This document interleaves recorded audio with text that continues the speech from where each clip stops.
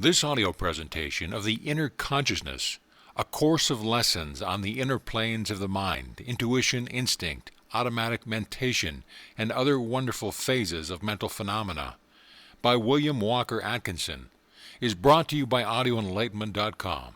Copyright 2011, all rights reserved. Lesson 1, Inner Consciousness. It was formerly taught in the schools that all of the mind of an individual was comprised within the limits of ordinary consciousness. But for many years, this old idea has been gradually superseded by more advanced conceptions. Leibniz was one of the first to advance the newer idea and to promulgate the doctrine that there was mental energies and activities manifesting on a plane of mind outside of the field of ordinary consciousness. From his time, psychologists have taught more and more forcibly that much of our mental work is performed outside of the ordinary field of consciousness. And at the present time, the idea of an inner consciousness is generally accepted among psychologists. Lewis said, "The teaching of most modern psychologists is that consciousness forms but a small item in the total of physical processes. Unconscious sensations, ideas, and judgments are made to play a great part in their explanations. It is very certain that in every conscious volition, every act that is so characterized, the larger part of it is quite unconscious. It is equally certain that in every perception there are unconscious processes of reproduction and inference. There is a middle distance of subconsciousness and a background of unconsciousness." And Sir William Hamilton states, "I do not hesitate to affirm that what we are conscious of is constructed out of what we are not conscious of, that our whole knowledge in fact is made up of the unknown and incognizable. The sphere of our consciousness is only a small circle in the center of a far wider sphere of action and passion, of which we are only conscious through its effects." And Taine has said in connection with the same thought, "Mental events imperceptible to consciousness are far more numerous than the others, and of the world which makes up our being we only perceive the highest points, the lighted-up peaks of a continent whose lower levels remain in the shade. Beneath ordinary sensations are their components, that is to say, the elementary sensations, which must be combined into groups to reach our consciousness. Outside a little luminous circle lies a great large ring of twilight, and beyond this an indefinite night. But the events of this twilight and this night are as real as those within the luminous circle."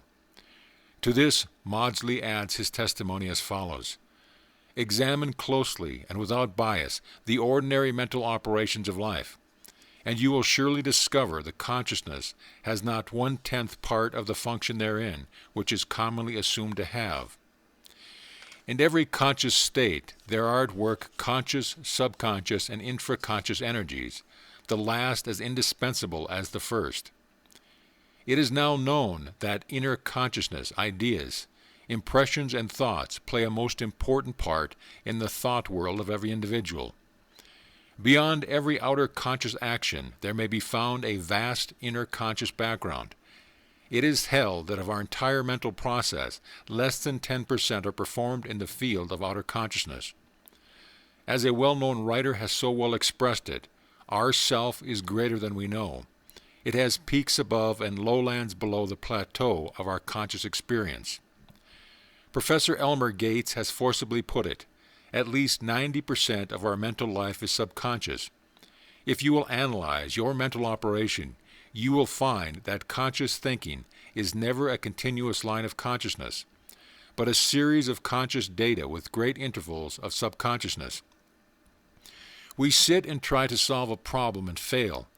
We walk around, try again and fail. Suddenly an idea dawns that leads to a solution of the problem.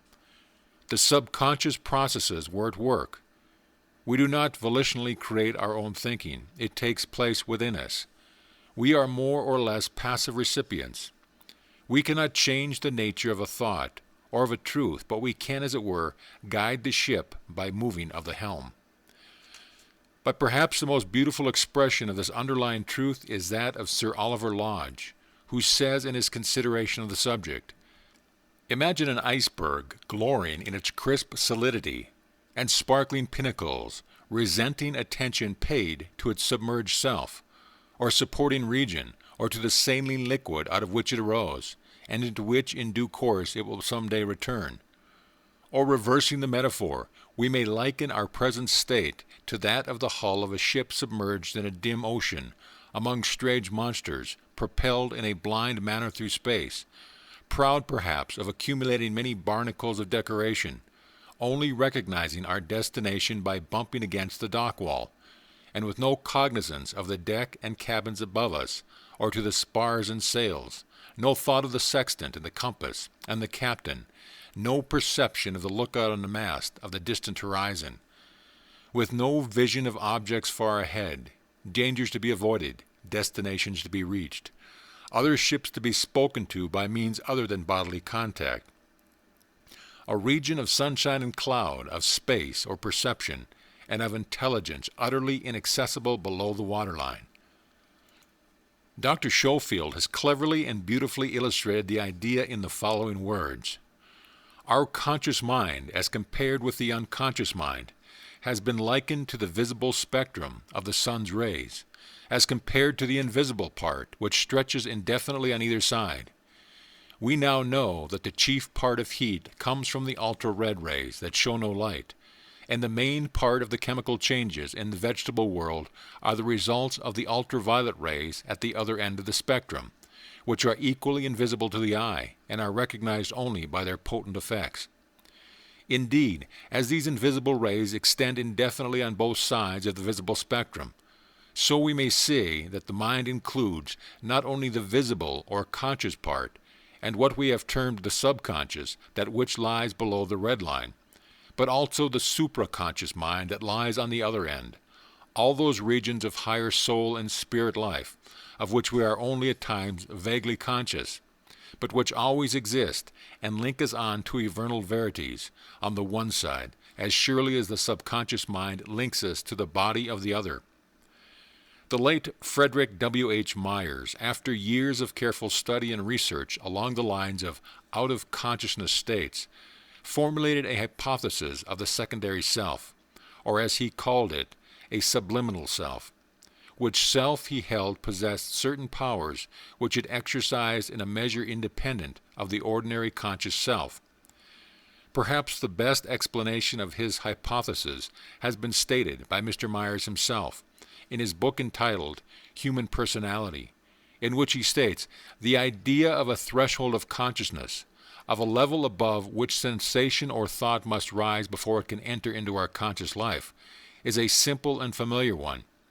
The word subliminal, meaning beneath the threshold, has already been used to define these sensations which are too feeble to be individually recognized. I propose to extend the meaning of the term so as to make it cover all that takes place beneath the ordinary threshold, or say, if preferred, the ordinary margin of consciousness, not only those faint stimulations, whose very faintness must keep them submerged, but much else which psychology has yet scarcely recognized, sensations, thoughts, emotions, which may be strong, definite, and independent, but which, by the original constitution of our being, seldom merge into that superliminal current of consciousness which we habitually identify with ourselves. Perceiving that these submerged thoughts and emotions possess the characteristics which we associate with conscious life, I feel bound to speak of a subliminal or ultra-marginal consciousness, a consciousness which we shall see, for instance, uttering or writing sentences quite as complex and coherent as the superliminal conscious could make them. Perceiving farther that this conscious life beneath the threshold or beyond the margin seems to be no discontinuous or intermittent thing, that not only are these isolated subliminal processes comparable with isolated supraliminal processes, as when a problem is solved by some unknown procedure in a dream, but that there is also a continuous subliminal chain of memory, or more chains than one, involving just that kind of individual and persistent revival of old impressions and responses to new ones, which we commonly call a self. I find it permissible to speak of subliminal selves, or more briefly, a subliminal self. I do not indeed by using this term assume that there are two correlative and parallel selves existing always within each other.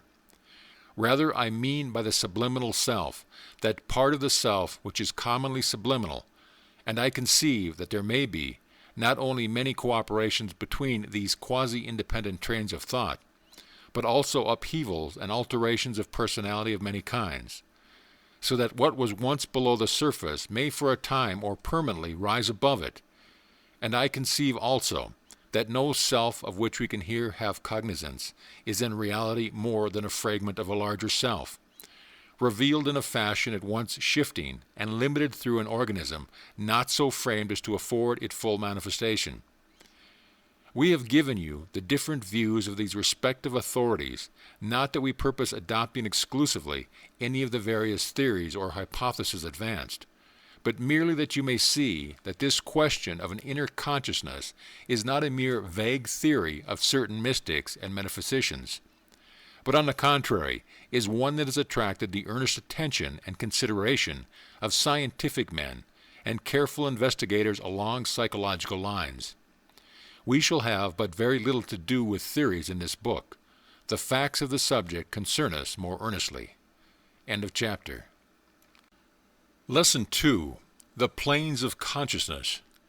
We have seen in the preceding chapter that many leading minds have recognized the existence and phenomena of certain planes of consciousness lying outside of, below or above, the ordinary plane or field of ordinary consciousness.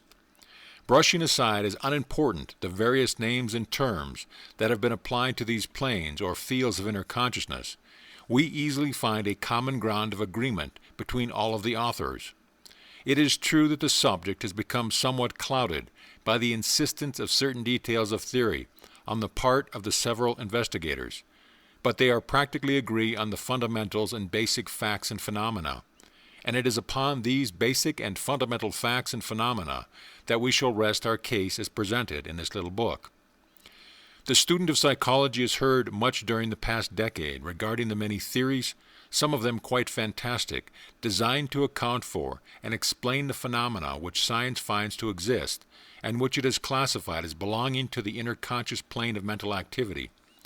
Some of the theories advanced to account for the known facts and observed phenomena have attracted to their support many followers, the respective schools holding animated and sometimes fierce contest regarding the validity and superior qualities of their respective schools and their founders. But with these theories and the schools which have been built up upon them, this work will have little to do or say. Enough for us is the fact of the existence of the phenomena, and the fact that there is certainly in manifestation an area of mental activity which for reasons that we shall state we have called the inner consciousness. Recognizing the fact of the phenomena and accepting it as proven truth, we shall proceed to consider its manifestations and apparent laws, and also the methods whereby one may use this mental activity to advantage. But we shall leave the theories to the theorists, and a discussion regarding the same to those who are fond of such exercise of the mind for ourselves. We are tired of such things and prefer to deal with observed facts and the how to get result part of the question. We are apt to regard as a truth the observation of the writer who said, "Theories are but mighty soap bubbles with which the grown-up children of science amuse themselves." And we also view with favor the lines of the poet in which he says, "The nearer to the practical men keep, the less they deal in vague and abstract things. The less they deal in huge, mysterious words, the mightier is their power. The simple peasant who observes a truth, and from the fact deduces principle, adds solid treasure to the public wealth. The theorist who dreams a rainbow dream, and calls hypothesis philosophy, at best is but a paper financier, who palms his specious promises for gold. Facts are the basis of philosophy, philosophy the harmony of facts, seen in their right relation." As a matter of fact, in order to account for the phenomena of the inner consciousness, it is not necessary to believe in or assume the hypothesis of any kind of dual mind at all.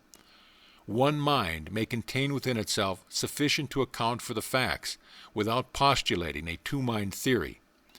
One mind may contain within itself two or more than two planes or fields of activity or consciousness, upon which and in which the varied mental phenomena may be manifested. In order to understand the phenomena of the inner consciousness, all that is necessary for us to do is to start with the idea that in the mind of every person there are areas, fields, or planes of mental activity above and below the field area or plane that we know of as the outer consciousness. In other words, to assume that there are basements or cellars, vaults and subvaults of the mind, below the level of the mental first floor in which we consider the results of our mental process. And is this true that also there are several mental stories above, as well as below, the one on which we do our considering? And it is with these several stories of mind, these planes or areas of mental activity, that we shall now have to do in this work.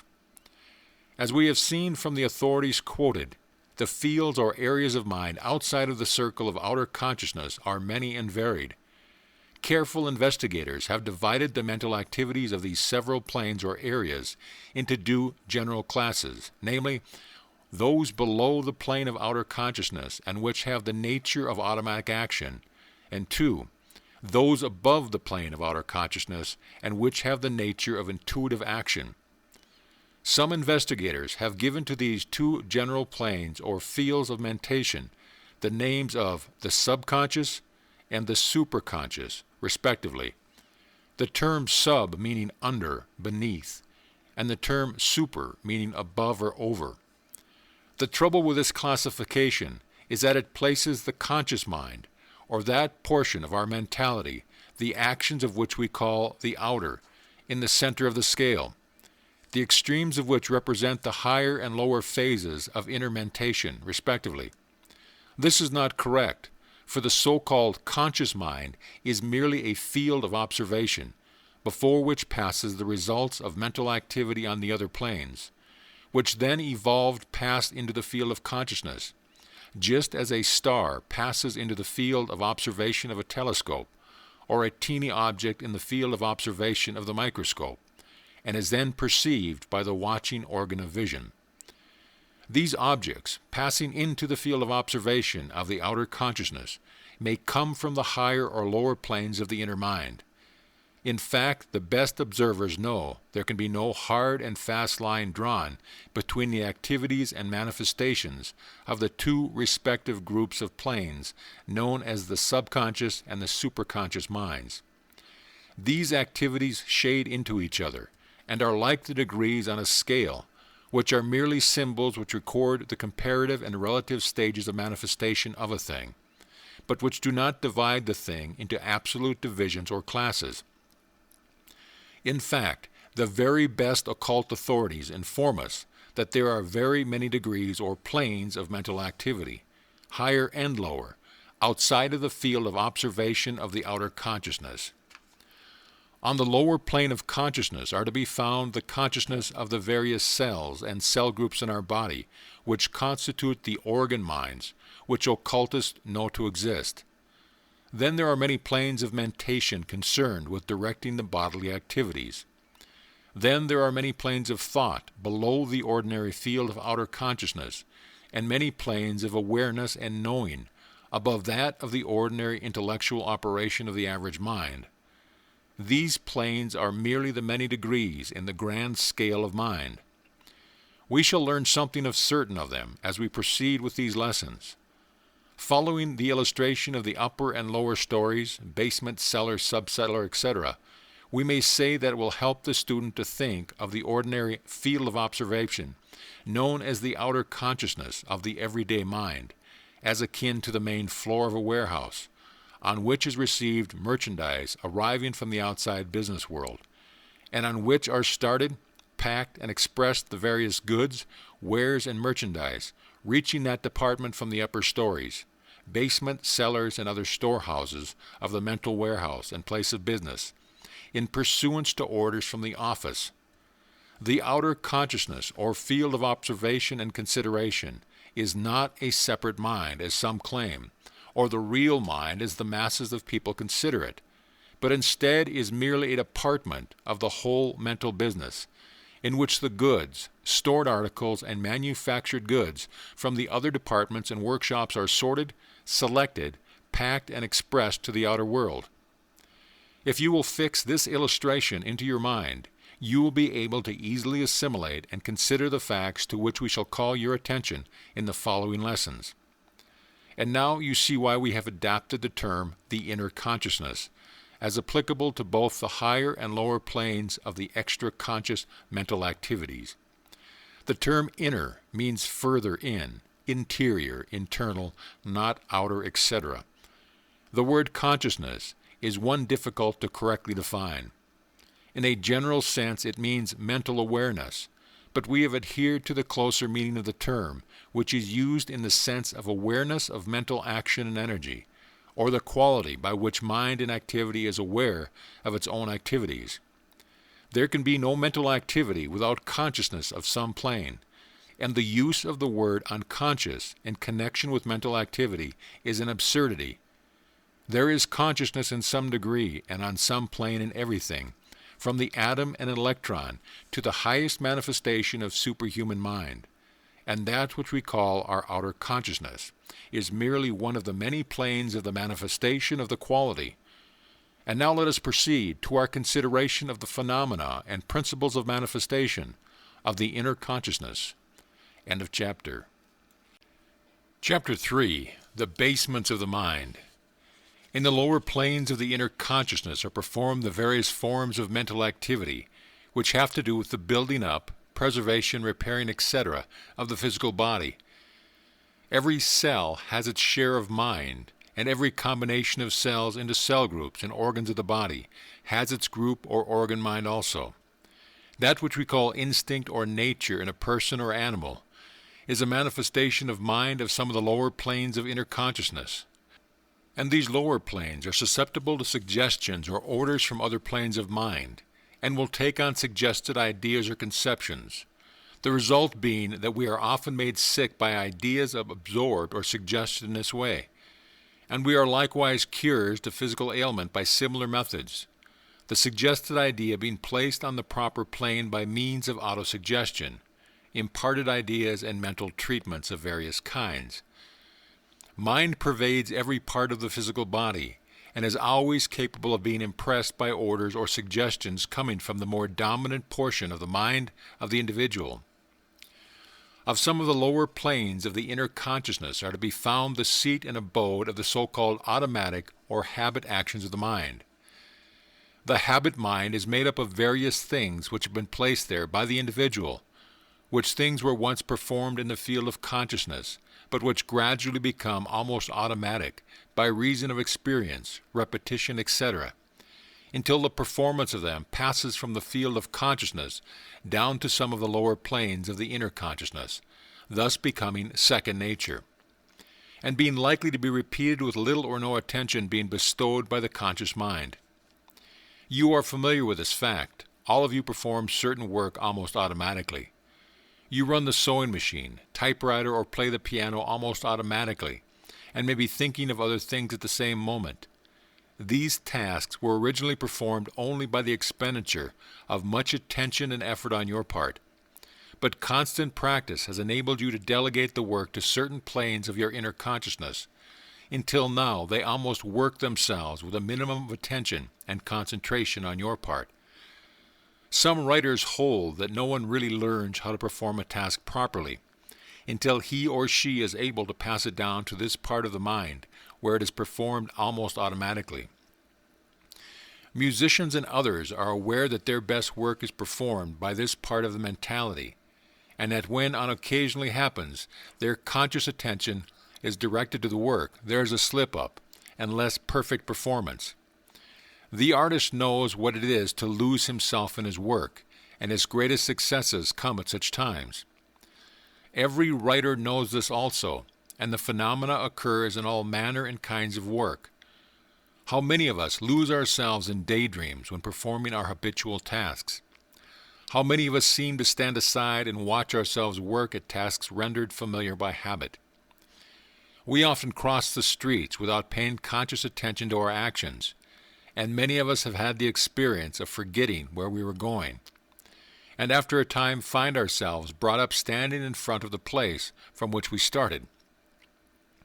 We put on our clothes in this way, the same arm going in the same sleeve, etc., without our thinking about the matter.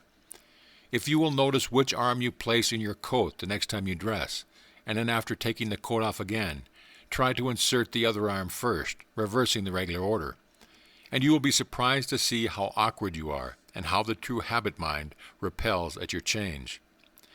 The same is true of buttoning a collar. You always button on a certain tab first, and will find it most difficult to reverse the process. We are in the habit of thinking of these things being done by themselves or as doing themselves, but a moment's consideration will show you that nothing can manifest such activity except by means of mind of some kind and degree.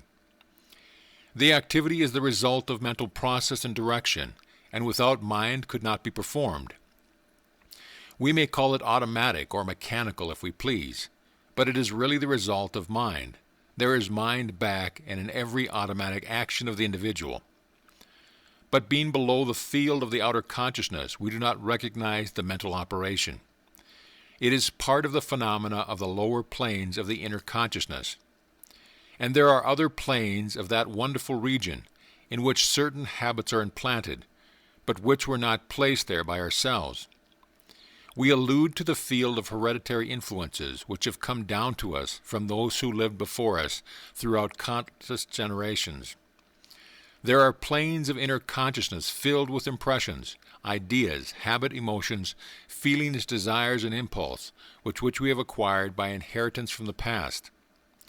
From the time of the caveman and even further back have come to us certain mental seeds and forces, which lies slumbering in the deep recesses of the lower planes of the inner consciousness. We are able to control and subdue, or else use, these latent impulses by means of our higher mental faculties, but they are there just the same. As some writers have said, we have the whole menagerie within us: the tiger, the ape, the peacock, the donkey, the hyena, the goat, the sheep, and all the rest of the collection. We have come by these things honestly, and there is no reason to be ashamed of them. The shame consists only in turning these wild beasts loose into actions unworthy of our higher state gained through arduous evolution. As Luther Burbank has said, heredity means much, but what is heredity? Not some hideous ancestral specter forever crossing the path of a human being. Heredity is simply the sum of all the effects of all the environments of all past generations on the responsive, ever-moving life forces. And all of the effects of all the past environments of all past generations are registered, faintly or strongly, on certain planes of our inner consciousness. An understanding of this fact will enable us to submit such tendencies when they occasionally poke their heads out from their dark caves in response to some familiar call which has roused them from their slumber. And an understanding will enable us to call upon the past within us for help and aid when we need the same to perform certain of the work of life. We have many things within us which can and will manifest in outer consciousness when so called forth. We may use these things, or else allow them to use us, according to our degree of understanding and willpower. But let us remind you always that there is nothing good enough to allow it to use you. Use many things, but allow nothing to use you. There are other planes of the inner consciousness in which rest the many suggestions placed there by your outer consciousness or that of others. You have a queer storehouse of acquired suggestions, some good, some bad, and some neither or both. And from this storehouse comes the habit thought, of which such a large part of our mental processes are composed. In that storehouse are packed away countless impressions, ideas, opinions, prejudice, notions, likes and dislikes, and similar mental furniture. Much of this has been placed there by ourselves as a result of past thinking or half-thinking, and much has been placed there by the opinions, statements, and suggestions of others, which we have admitted to our inner consciousness without due consideration and examination. As we shall see later on, this storehouse is an important part of our mental dwelling, and we should be careful just what we admit there. We shall also see that, by means of autosuggestion, we may place there just what is likely to aid and help us in our lives, and that by the same means we may counteract the effect of many adverse and hurtful suggestions and mental habits that we have allowed to find a home and storage room on these important planes of our minds. An understanding of these facts will be the greatest importance and benefit to us. On other planes of inner consciousness, we are to find the impressions and records comprising that which we know as memory.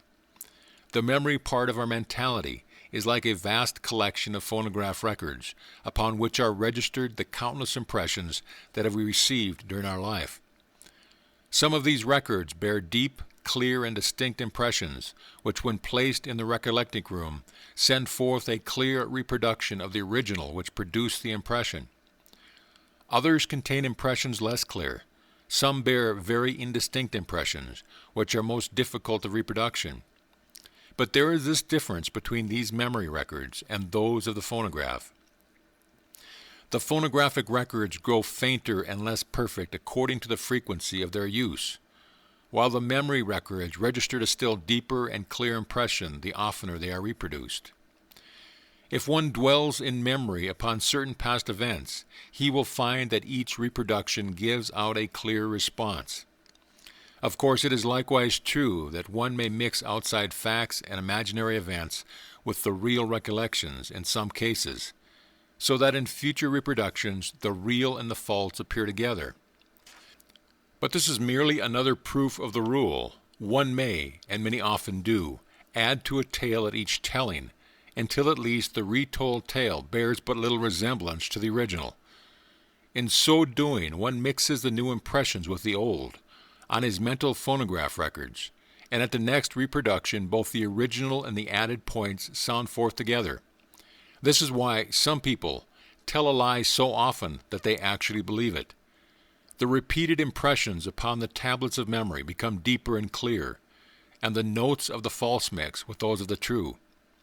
One should always endeavor to keep an honest collection of memory records and be careful to avoid adding false impressions to the original ones.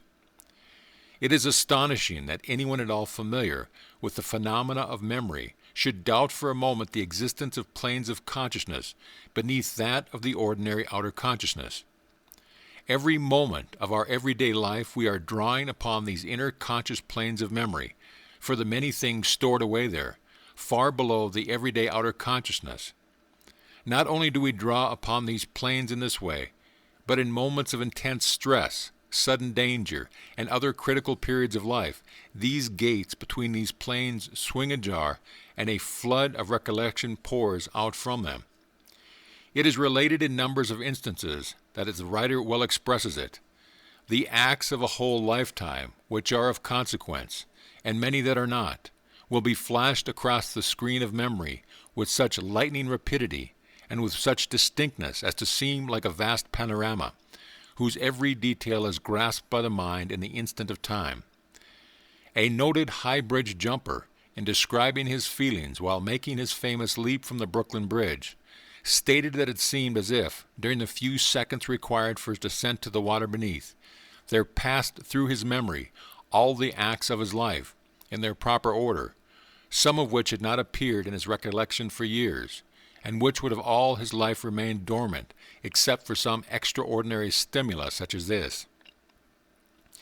It is an almost universal experience of drowning persons who have been rescued at the last moment and resuscitated, that during the few moments just preceding the loss of consciousness, the memory suddenly grasps with a marvelous vigor the deeds of the life which seem about to end, and by some mysterious, compelling intuition, the sufferer is able and obliged to recognize, at the same time, and more fully than ever before, the right or wrong of each particular act. The following quotations will show you, at a glance, what an important part is played by this inner conscious faculty of memory, in the domain of knowledge, in the opinion of eminent authorities. All knowledge is but remembrance, Bacon. That which constitutes recollection or an act of memory is the present image which a past sensation has left in us, an image which seems to us the sensation itself. Taine. Memory is a primary and fundamental faculty without which none other can work, the cement, the bitumen, the matrix in which all other faculties are embedded. Without it, all life and thought were an unrelated succession. Emerson. There is no faculty of the mind which can bring its energy into effect unless the memory be stored with ideas for it to look upon. Burke. Every organ indeed, every area and every element of the nervous system has its own memory. Ladd. Memory is the golden thread linking all the mental gifts and excellence together. Hood. Memory is the cabinet of imagination, the treasury of reason, the registry of conscience and the council chamber of thought. Basile. A man's real possession is his memory. In nothing else is he rich. In nothing else is he poor. Alexander Smith. I would rather have a perfect recollection of all that I have thought and felt in a day or a week of high activity than read all the books that have been published in a century. Emerson. And after reading the above, remember that all of the records of memory are stored away on the planes of the inner consciousness, the existence which has been denied by the majority of people until very recently. In considering the marvelous phenomena of memory, what thinking man can doubt that his mind and self are greater by far than the little, narrow field of outer consciousness, which is nothing but the eyepiece of his mental telescope or microscope, before which pass in review the objects rising from, or superimposed by, the planes of the inner consciousness. End of chapter. Lesson 4. The Mental Storehouse. In the previous lessons, we have stated there are planes on the inner consciousness, which resemble vast mental storehouses, in which are placed the materials from which much of our thinking is composed. These thought materials are brought by the porters and carriers of our mental warehouse into the field of consciousness, or thought factory, where they are manufactured into the fabric of conscious thought and action. In those vast mental warehouses are much that we never place with ourselves, the remnants of mental goods stored by countless ancestors, which are constantly being brought forward to be woven into the fabric of our thoughts. But there are also vast quantities of material, good, bad, and indifferent, placed there by ourselves, and it is these personal contributions to the storehouse which largely determine the thoughts and acts which result from what we call our character and our nature. And this being the fact, is it not of the greatest importance that we should be careful just what kind of material we place in these great mental warehouses and storage chambers? Our present thoughts and actions, our characters in fact, are largely the result of our past thoughts and mental attitude, and the thoughts, actions, and character of each of you in the future will be largely the result of the mental material which you are now placing in these storage rooms of your mind. This is not preaching or moralizing, but is merely the calling of your attention to facts and truths known to and admitted by all students of psychology.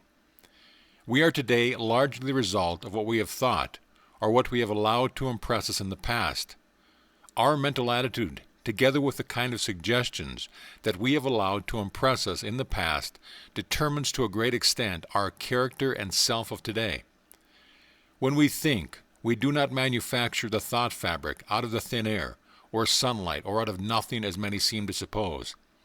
Every bit of wonderful fabric of thought and mental action is the result of the weaving of the mental material that we have accumulated in the past and stored away in some of the storage rooms of the inner consciousness.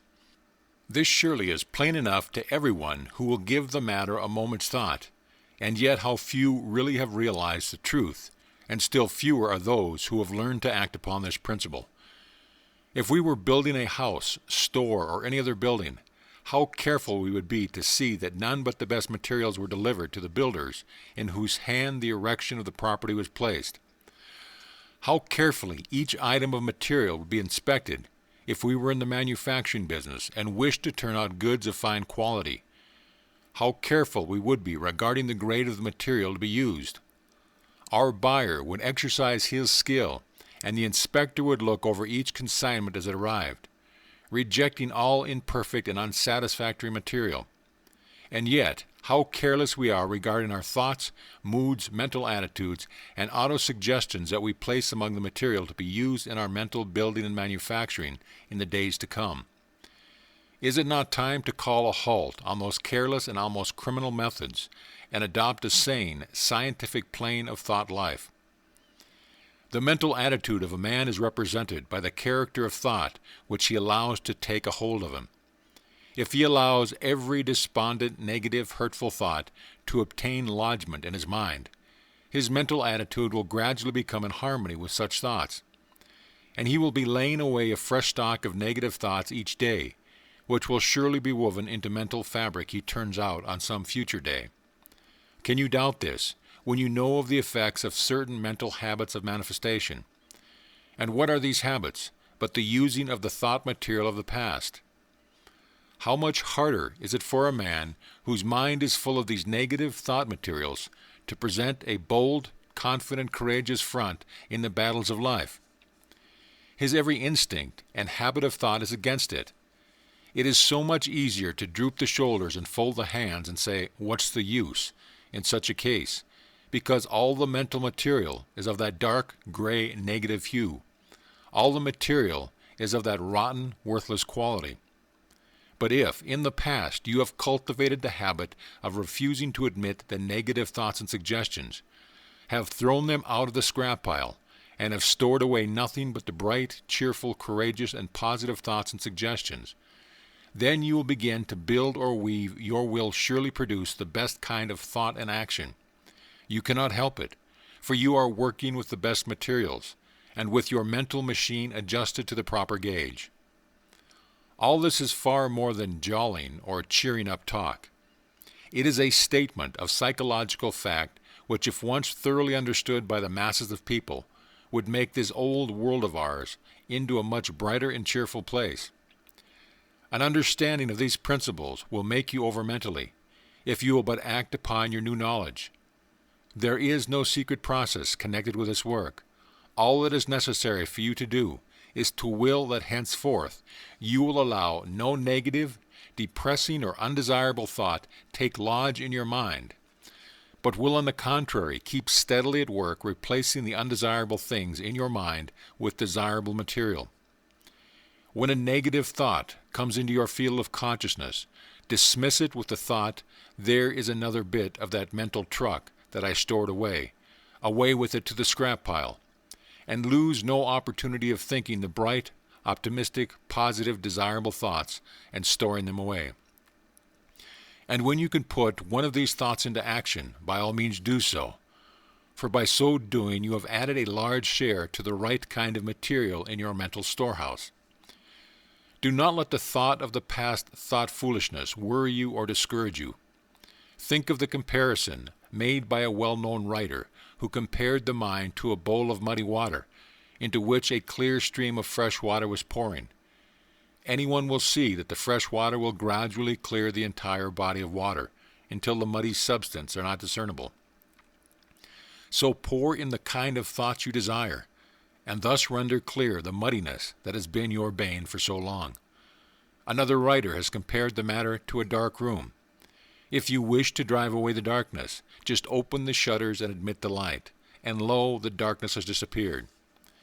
And this last illustration is true according to the old occult teachings, which held that a positive thought always tended to neutralize and transmute a negative one. In fact, that a positive thought had sufficient potency and force to neutralize many negative thoughts. This being the case, by willpower and perseverance, you may change the nature of your mental material stored away in the storeroom of the inner consciousness, including the inherited ones, and thus render yourself practically a new person in character and nature within a reasonable time. The ego is the real master, and not the slave of environment that so many seem to think it is. It is true that when the ego lies dormant and passive, the personality is indeed made up of the inherited ideas and feelings, the suggested thoughts and ideas, and the acquired ideas and tendencies picked up during our life. But let the ego once rouse itself and put into operation its own weapon, the will, then it is enabled to master environment, and to cast out the rubbish stored away from the past, replacing it with bright, fresh, good, strong mental material from which the thoughts and actions of the future will be manufactured. The ego can remake one's character, for it is the master of the mental warehouse. Dismiss your careless and incompetent mental assistants, which have allowed this accumulation of mental rubbish. Take charge yourself, you, the ego, and assert your mastery. Inspect and pick out your own mental material, that nothing but the best quality of thought and action may be produced. End of chapter.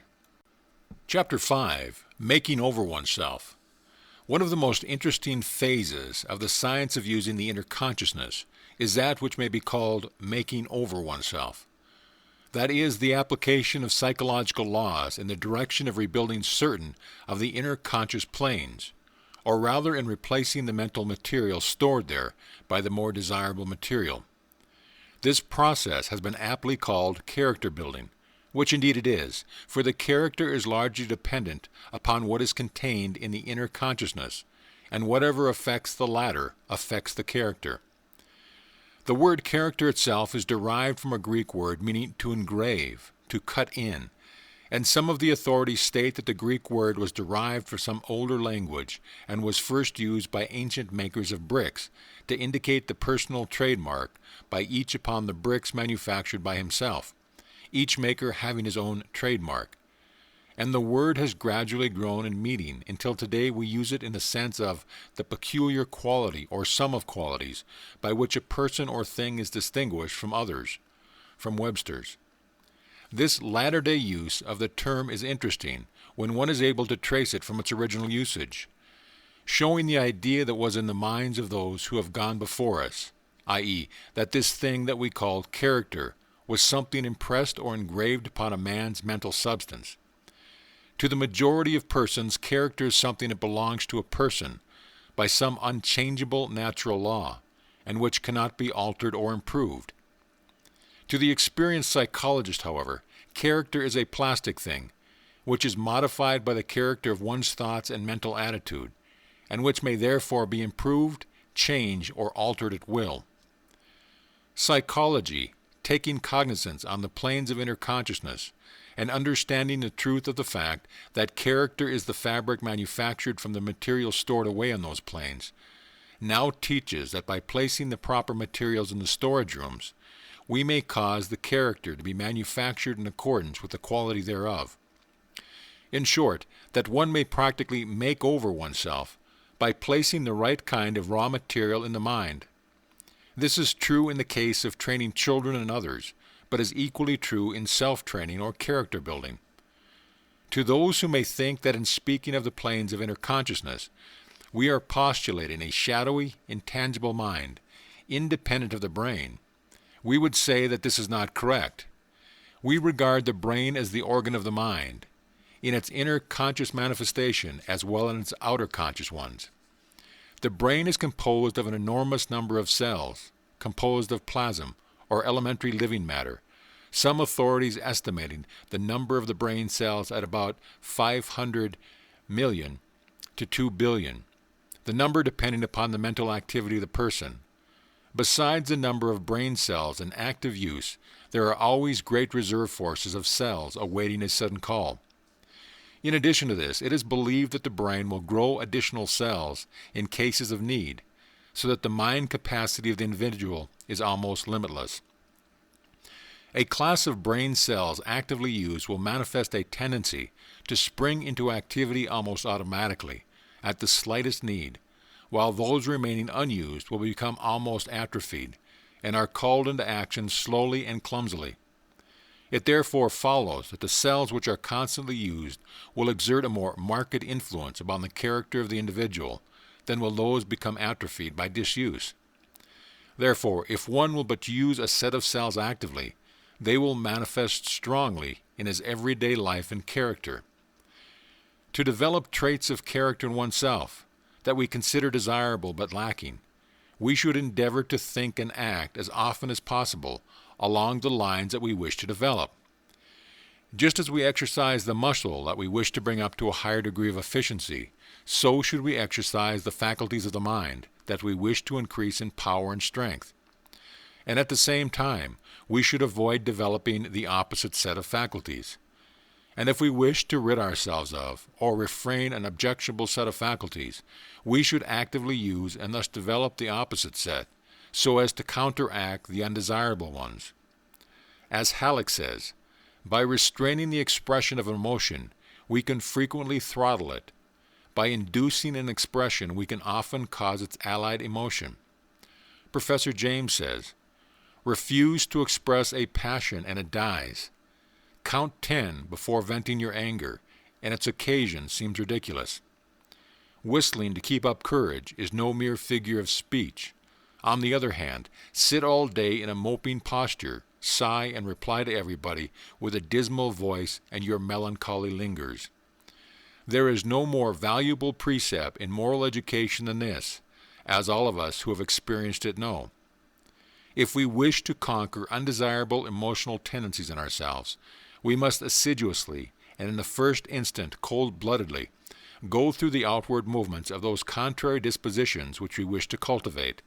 Smooth the brow, brighten the eye, contract the dorsal rather than the ventral aspects of the frame, and speak in a major key.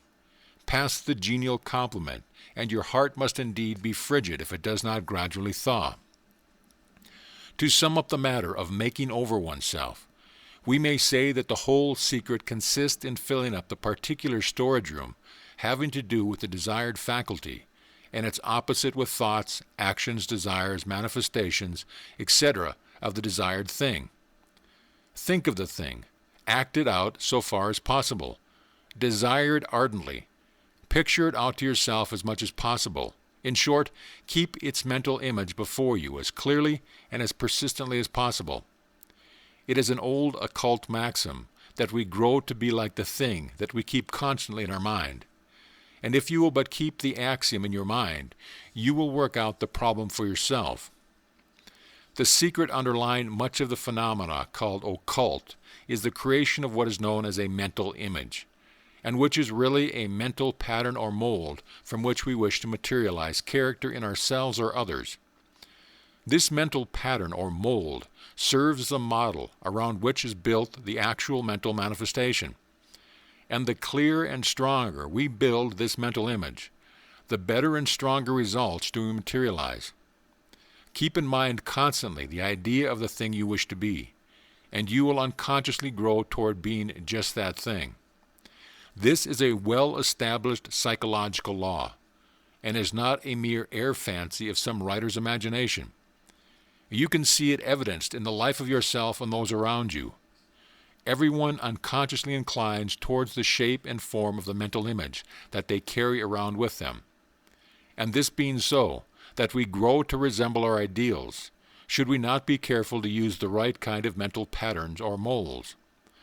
Our manifested character depends upon the mental patterns created by ourselves, either by our own will and according to our own judgment, or else unconsciously from the suggestion or will of others. Aristotle wrote that of every object thought there must be in the mind some form, phantasm, or species, that things sensible are perceived and remembered by means of sensible phantasms, and things intelligible by intelligible phantasms, and that these phantasms have the form of the object without the matter, as the impression of a seal upon wax has the form of the seal without its matter. The student of modern psychology may see at a glance just what Aristotle meant, the mental image which molded or severed as a pattern for the thought which would spring from the inner consciousness. Kay says, "It is as serving to guide and direct our various activities that mental images derive their chief value and importance. In anything that we purpose or intend to do, we must find of all have an idea or image of it in mind. And the more clear and correct the image, the more accurately and efficiently will the purpose be carried out. We cannot exert an act or volition without having in mind an idea or image of what we will to effect." The same writer also says, "Clearness and accuracy of image is only to be obtained by repeatedly having it in mind or by repeated action on the faculty. Each repeated act of any of the faculty renders the mental image of it more clear and accurate than the preceding. And in proportion to the clearness and accuracy of the image, will the act itself be performed easily, readily, and skillfully. And now, all this that we have said on the subject means simply that you can make over yourself to be that which you desire to be by means of determined and persistent desire and will, by filling up the storage rooms of the proper plane of the inner consciousness with the ideals and ideas which you desire to materialize in your own character and self. You will find that you will gradually begin to grow like the mental image that you have placed there. Your thoughts, actions, feelings, and emotions will gradually be found to be reshaping themselves to fit into that pattern or mold which you have set before them. The material which has been placed in the storage rooms will be brought forth by the silent mental workers, and being placed into the mental machinery, will be manufactured into thoughts, moods, feelings, emotions, actions, and outward manifestations of the grade and quality indicated by the materials which you have supplied. You cannot make silk from cotton, nor broadcloth from shoddy. Unless you finish the proper materials, you cannot expect the finished product to be as you desire. You are making character and self every day, but it depends upon the material furnished just what that character or self shall be. An understanding of the inner conscious workings of the mind gives you the only key to the mastery of character and self. Then why not act upon it? End of chapter. Chapter 6. Automatic Thinking. The advanced writers on the subject of psychology have given us many examples of the workings of the mind on the planes of what some have aptly called automatic thinking. We feel that it will be well to quote a few cases to illustrate this phase of the subject. There are many instances stated of persons who have had earnestly endeavored to solve certain problems and questions, but who had been compelled to lay aside the matters as incapable of solution at the time. In a number of such cases it is related that while thinking of something entirely foreign to the subject, that long-sought answer would suddenly flash into the field of consciousness, of course without any conscious effort on the part of the person. A well-known writer, in giving an instance of the kind which had happened to him personally, states that when the answer came to him in this way, he trembled as if in the presence of another being who had communed the secret to him in a mysterious manner. Nearly every person has had the experience of trying to remember a name, word, date, or similar thing without success, and then after dismissing the matter from the mind, have had the missing idea or word suddenly flashed from the inner consciousness into the field of the ordinary consciousness. Some part of the inner consciousness was at work trying to supply the demand, and when it found it, it presented it to the person.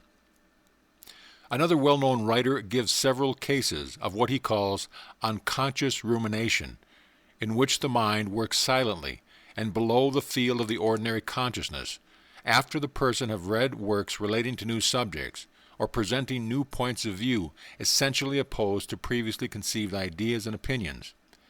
He states that in his own experience, he found that after days, weeks, or even months, he would awaken to a realization that his old opinions were entirely rearranged, and new ones had taken their place.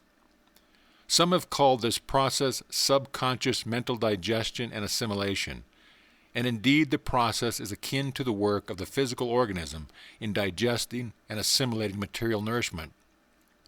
Sir William Hamilton is stated to have discovered an important mathematical principle while walking one day in the Dublin Observatory. He stated that upon the occasion he felt the galvanic circle of thought close, and the sparks that fell from the mental process were the fundamental mathematical relation to his problem, which, as all students know, now forms an important law in mathematics. Thompson, the psychologist, has written as follows on his subjects. At times I have felt a feeling of uselessness on all voluntary effort, and also that the matter was working itself clear in my mind. It has many times seemed to me that I was really a passive instrument in the hands of a person not myself. In view of having to wait for the results of these unconscious processes, I have proved the habit of getting together material in advance and then leaving the mass to digest itself until I am ready to write about it. I delayed for a month the writing of my book, Systems of Psychology, but continued reading the authorities. I would not try to think about the book. I would watch with interest the people passing the windows. One evening, while reading the paper, the substance of the missing part of the book flashed upon my mind and I began to write. This is only a sample of such experiences. Berthelot, the eminent French chemist who founded the present system of synthetic chemistry, has said that the experiments leading to his remarkable discoveries in the branch of science were seldom the result of carefully followed lines of conscious thought or pure reasoning process, but instead came to themselves from a clear sky, so to speak.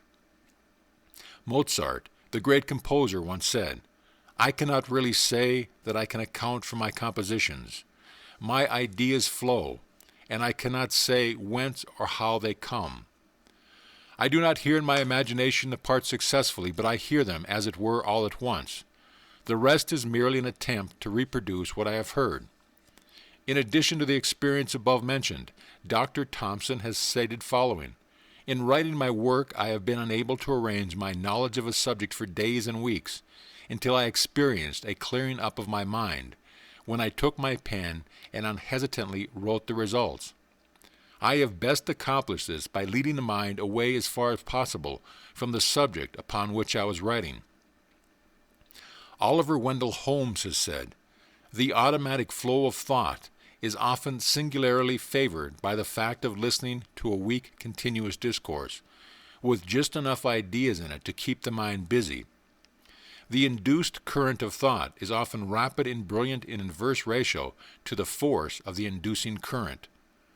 Wundt also has said on this subject, "The unconscious logical processes are carried on with a certainty and regularity which would be impossible where there exists the possibility of error. Our mind is so happily designed that it prepares for us the most important foundation of cognition, whilst we have not the slightest apprehension of the modus operandi. The unconscious soul, like a benevolent stranger, works and makes provisions for our benefit, pouring only the mature fruits into our laps. An English writer has stated, "Intimations reach our consciousness from unconsciousness, that the mind is ready to work, is fresh, is full of ideas. The grounds of our judgment are often knowledge so remote from consciousness that we cannot bring them to view." The human mind includes an unconscious part. Unconscious events occurring in that part are proximate causes of consciousness. The greater part of human intuitional action is an effect of an unconscious cause. The truth of these propositions is so deducible from ordinary mental events, and is so near the surface that the failure of deduction to forestall induction in the discerning of it may well excite wonder. Our behavior is influenced by unconscious assumptions, respecting our own social and intellectual rank, and that of the one we are addressing. In company, we unconsciously assume a bearing quite different from that of the home circle. After being raised to a higher rank, the whole behavior subtly and unconsciously changes in accordance with it. Commenting on the above, another writer adds, "This is also the case in a minor degree with different styles and qualities of dress and different environments. Quite unconsciously, we change our behavior, carriage, and style to suit the circumstances."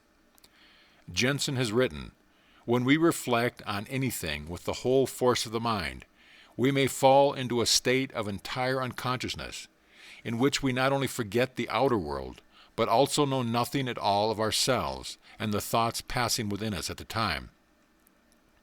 When we suddenly awake as from a dream, and usually at the same moment, the result of our meditation appears as distinctly in consciousness without our knowing how we reached it."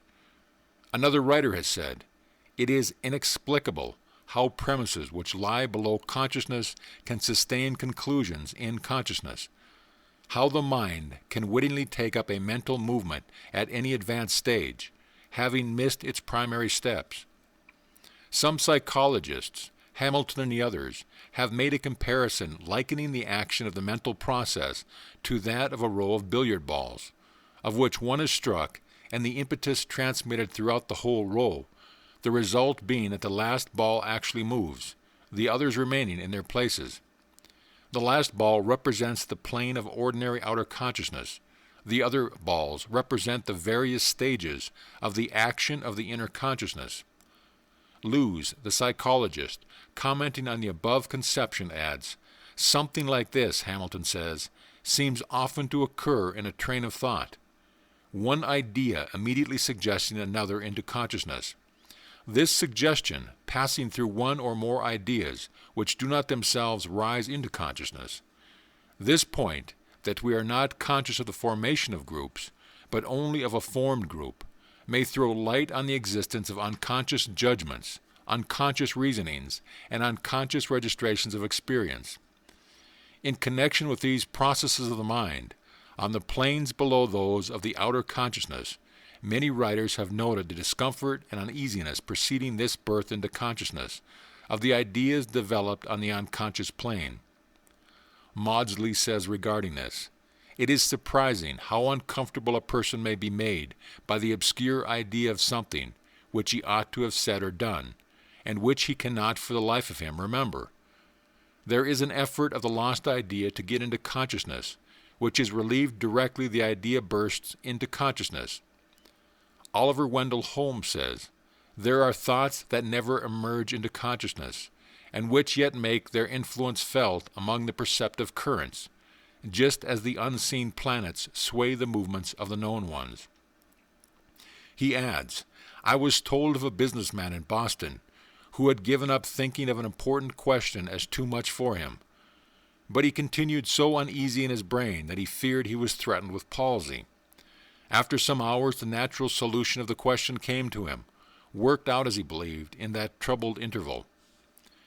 The above experiences are common to the race, and nearly everyone who reads the above lines will at once recognize the occurrence as familiar in his or own personal mental experience.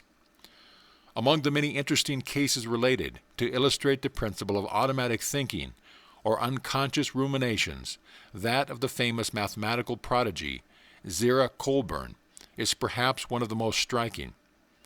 This individual possessed a remarkable faculty of automatically working out the most difficult mathematical problems. It is related of him that while yet a child of 7 years of age, and while he was without any previous knowledge of the common rules of arithmetic, he was still able, by some intuitive, inner conscious facility, to solve the most difficult mathematical problems without the aid of figures, pencils, or paper, by some inner conscious system of mental arithmetic. At that early age, he was able in this way to immediately give the number of minutes and seconds in any given period of time, and to tell the exact product arising from the multiplication of any number consisting of 2, 3, or 4 figures by any other number consisting of a like number of figures. The records of his time give many wonderful instances of his strange power, from which we quote the following as an illustration. At a meeting of his friends, which was held for the purpose of concerting the best methods of promoting the views of the father, this child undertook and completely succeeded in raising the number 8 progressively up to the 16th power, and in naming the last result. He was right in every figure. He was then tried as to other numbers consisting of one figure, all of which he raised as high as the 10th power, with so much facility and dispatch that the person appointed to take down the result was obliged to enjoin him not to be so rapid. He was asked the square root of 106,929, and before the number could be written down, he immediately answered 327. He was then required to name the cube root of 268,336,125, and with equal faculty and promptness he replied 645. Various other questions of the similar nature, respecting the roots and powers of very high numbers, were proposed, to all of which he answered in a similar manner. One of the gentlemen asked him how many minutes there were in 48 years, and before the question could be written down, he replied, 25,228,800, and then instantly added that the number of seconds in the same period was the correct number. He persistently declared that he did not know how the answers came into his mind. Moreover, he was entirely ignorant of the common rules of arithmetic, and could not perform upon paper a simple sum in multiplication or division. In the extraction of roots, and in mentioning the factors of high numbers, he gave the answers either immediately or in a very few seconds, whereas it requires, according to the ordinary method of calculation, very difficult and laborious work and much time. A most peculiar sequel was noted in this case, for as the child was educated to perform mathematical calculations according to rule and in the ordinary way, his wonderful power deteriorated, and in the end he was no more than the ordinary well-drilled child, so far as the branch of mathematics was concerned. The instance of blind Tom is also an illustration of automatic thinking. For this poor, blind creature, but little above idiocy, so far as ordinary knowledge was concerned, possessed something in his inner consciousness that enabled him to play any piece that he had heard, even years before, with perfect reproduction of detail, and to also improvise wonderful strains and harmonies. Something was at the work on the inner conscious planes of this poor black man's mind, as if to show to the doubting and materialistic world the possibilities of the human mind and soul in its hidden phase. In view of the above instances, and many other similar ones, can you doubt that there are planes of mental action outside of the ordinary consciousness, of which in some marvelous manner mental work can be and is done? Even if the experience of nearly everyone did not furnish proof, surely the recorded cases should place the matter above the plane of doubt, and yet so strong is the spirit of doubt that many will say, yes, but. End of chapter. Chapter 7. Inner Conscious Helpers. Many of you have heard the old fairy tales and bits of folklore relating to the kindly brownies or good fairies, who, feeling affection for and gratitude toward some poor tailor or cobbler who had befriended them, would come at night when the workman and his family were asleep, and taking up the unfinished work that had been left on the table or bench, would work diligently at it so that when the morning sun roused the worker from his slumber, he would find his unfinished task completed. The little hands of the brownies would have fashioned the leather into shoes, then stitched and pegged them. The cloth would be cut and made into garments. The pieces of wood would be made into boxes, chests, furniture, chairs. The rough material had been prepared by the workmen during the day. The brownies would do the rest. But what has all this to do with the inner consciousness, you may ask? Just this, that in the inner consciousness of each of us there are forces which act much the same as would countless teeny mental brownies or helpers who are anxious and willing to assist us in our mental work, if we will but have confidence and trust them. No, this is no fairy tale. It is by a psychological truth expressed in the terms of the old fairy tale.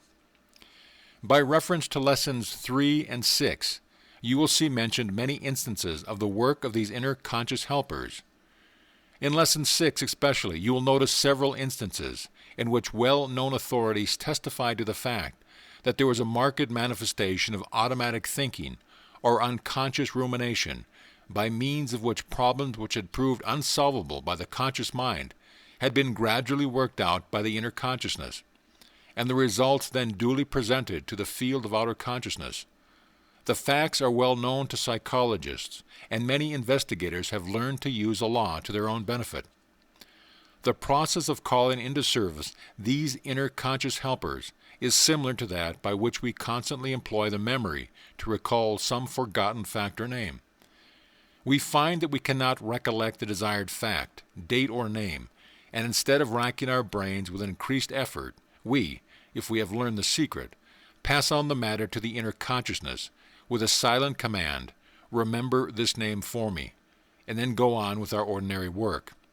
After a few minutes, or it may be hours, all of a sudden, pop, will come the missing name or fact before us, flashed from the planes of the inner consciousness by the help of the kindly workers or brownies of those planes. The experience is so common that we have ceased to wonder at it, and yet it is a wonderful manifestation of the inner conscious workings of the mind. Stop and think a moment, and you will see that this missing word does not present itself accidentally or just because. There are mental processes at work for your benefit, And when they have worked out the problem for you, they gleefully push it up from their plane onto the plane of the outer consciousness where you may use it. We know of no better way of illustrating the matter than by this fanciful figure of the mental brownies in connection with the illustration of the mental storehouse.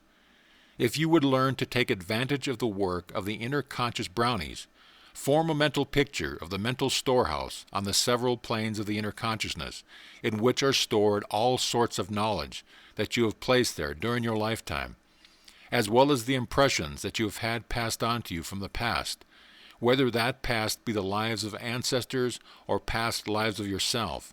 Take your choice regarding this. The information stored away has often been placed in the storage rooms without any regard to systematic storing or arrangement. And when you wish to find something that has been stored away a long time ago, the exact place being forgotten, you are compelled to call to your assistance the little brownies of the mind, which you do by the silent command of, "Recollect this for me." These brownies are the same little chaps that you charge with the task of waking you up at 4 o'clock tomorrow morning when you must catch your train, and they obey you well. The same little fellows will also flash into your consciousness the report, "I have an engagement at 2 o'clock with Jones," and looking up at your clock, you can see that it is just a quarter before the hour of your engagement. Well, if you will examine carefully into a subject which you wish to master, and will pass along the results of your observation to these inner conscious brownies, you will find that they will work the raw materials into shape for you in time. They will arrange, analyze, systemize, collate, and arrange in consecutive order the various details of information which you have passed on to them, and will add thereto the various articles of similar information that you will find stored away in the various recesses of your memory. In this way they will group together various scattered bits of knowledge that you have forgotten. And right here, let us say to you that you never absolutely lose anything that you have placed in your mind. You may be unable to remember, to recollect certain things, but they are not lost. Sometime later, some associated connection will be made with some other fact, and lo, the missing idea will be found fitted nicely into its place into the larger idea, the work of our little brownies. Read the examples given in other lessons. They can be reproduced by you or anyone who will cultivate the knack of it. Remember Thompson's statement that, in view of having to wait for the results of these unconscious processes, I have proved the habit of getting together material in advance and then leaving the mass to digest itself until I am ready to write about it. This inner conscious digestion is the work of our little mental brownies. There are many ways of getting the brownies to work. Nearly everyone has had some experience more or less in the matter, although often it is done almost unconsciously and without intent or knowledge. Perhaps the best way for the average person, or rather, for the majority of persons, is to get as clear an idea of what you really want to know as possible, as clear an idea or mental image of the question you want answered, and then, after rolling it around in your mind, giving it a high degree of voluntary attention, then we say pass it on to the inner conscious planes, with the mental command, "Attend to this for me, work out the answer, and then report to me," or a similar order. This order may be made silently or aloud if you wish. The forming of the words seems to give force to the order. Speak to the inner conscious workers just as you would to the people in your employ, firmly but kindly. And then, this is an important point, you must accompany the order with an earnest expectation that your will be carried out. The clearer your belief, the better will be the result. A doubt will interfere somewhat. The writer of this book once said, "Earnest desire, confident expectation, and firm demand, these form the triple key of occult attainment." And so it is, in this case as in many others. Talk up to your inner consciousness and firmly command it to do your work, but also earnestly desire its accomplishment, and above all, confidently expect the desired answer. And then forget all about the matter. Throw it off of your conscious mind and attend to other tasks. And then in due time the answer will be forthcoming and will flash before your consciousness, perhaps not until the very minute that you must decide upon the matter or near the information. You may give your brownies orders to report by such and such a time if you wish, just as you do when you tell him to awaken you for your train or to remind you of an appointment. End of chapter. Lesson 8. Forethought. The late Charles Godfrey Leland, a well-known writer and investigator along psychological lines, devoted several of the last years of his long life, he lived to be nearly 80 years of age, to an investigation of the operation of the will along the general lines of inner consciousness. He, of course, did not use the term inner consciousness, but he recognized the existence of its planes of mental manifestation, and his ideas fit very nicely into the subject matter and ideas advanced in his book, particularly so far as concerns the actual employment of the power possible to those who understand the subject. In connection with the idea of automatic thinking, which we have described in the 2 preceding chapters under the heading of automatic thinking and inner conscious helpers, he uses the word forethought, first employed in a similar connection by Horace Fletcher. He uses the term forethought in the same sense that we use the term mental command to the figurative brownies of the inner conscious planes. We think it advisable to quote liberally from him in this lesson and the one immediately following, in which latter the Leland method is described. Mr. Leland's ideas are so practical and so readily understood by the average person that you will do well to read closely these quotations. Mr. Leland says, "Forethought is strong thought, and the point from which all projects must proceed. As I understand it, it is a kind of impulse or projection of will into the coming work. I may here illustrate this with a curious fact in physics. If the reader wished to ring a doorbell so as to produce as much sound as possible, he would probably pull it as far back as he could and then let it go. But if he would, in letting it go, simply give it a tap with his forefinger, he would actually redouble the sound. Or to shoot an arrow as far as possible, it is not enough to merely draw the bow to its utmost span or tension. If, just as it goes, you will give the bow a quick push, though the effort be trifling, the arrow will fly almost as far again as it would have done without it. Or if, as in a well-known, in wielding a very sharp saber, we make the draw cut, that is, if to blow or chop, as with an axe, we also add a certain slight pull simultaneously, we can cut through a silk handkerchief or a sheep. Forethought is the tap on the bell, the push on the bow, the draw on the saber. It is the deliberate but yet rapid action of the mind, when before falling to sleep or dismissing thought, we bid the mind to subsequently respond. It is more than merely thinking that what we are to do. It is the bidding or ordering the self to fulfill a task before willing it. Forethought, in the senses employed or implied, as here described, means much more than mere previous consideration or reflection, which may be very feeble. It is in fact constructive, which implies active thought.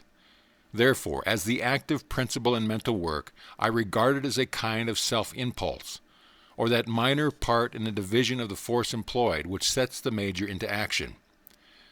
Now, if we really understand this, and can succeed in employing forethought as the preparation for and impulse to autosuggestion, we shall greatly aid the success of the latter, because the former ensures attention and interest. Forethought may be brief, but it should always be energetic. By cultivating it, we acquire the enviable talent of those men who take in everything at a glance and act promptly, like Napoleon. This power is universally believed to be entirely innate, or a gift, but it can be induced or developed in all minds in proportion to the will by practice. Be it observed that as the experimenter progresses in the development of will by autosuggestion, he can gradually lay aside the latter, or all processes, especially if he works to such an end, anticipating it. Then he simply acts by clear will and strength, and forethought constitutes all his stock in trade, process or aid. He preconceives and wills energetically at once, and by practice and repetition, forethought becomes a marvelous help on all occasions and emergencies. To make it avail the one who frequently practices autosuggestion, at first with, and then without sleep, will inevitably find ere long that to facilitate his work or to succeed, he must first write, as it were, or plan a preface, synopsis, or epitome of his proposed work, to start it and combine with it a resolve or decree that it must be done, the latter being the tap of the bell knob. Now the habit of composing the plan as perfectly, yet as succinctly as possible, daily or nightly combined with the energetic impulse to send it off, will mean long give the student a conception of what I mean by forethought, which by description I cannot. And when grown familiar and really mastered, it will give to its possessor a power to think and act promptly in all the emergencies of life, in a greatly increased degree.